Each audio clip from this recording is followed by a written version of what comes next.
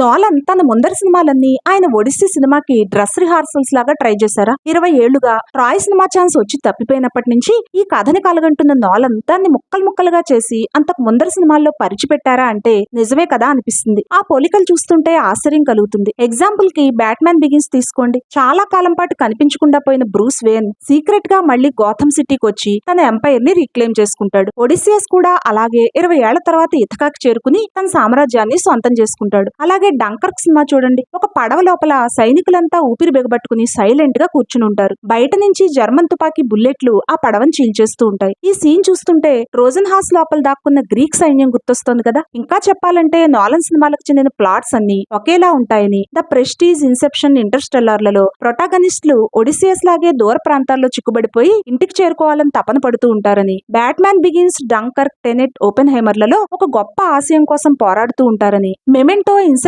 Interstellar, డంకర్క్, Tenet సినిమాలు సుదీర్ఘమైన కాలంలోకి ముందుకి వెనక్కి కదులుతూ ఆటలాడుతున్న నెరేటివ్ స్ట్రక్చర్స్ తో ఉంటాయని, ఇప్పుడు ఒడిస్సీ కూడా ఇవే థీమ్స్ ని ఫాలో అవుతోందని క్రిటిసిజం వస్తోంది కదా అని నోలన్ అడిగినప్పుడు ఒక్క నిమిషం ఆలోచించి ఆయన ఇలా చెప్పారట. కథకు అవసరం అనుకున్నప్పుడు మనల్ని మనం రిపీట్ చేసుకోవడంలో తప్పు లేదు. జనం ఏమనుకుంటున్నారో అని ఎక్కువగా ఆలోచిస్తే ఏ పని చేయలేం అన్నారు ఆయన. నిజమే కదా.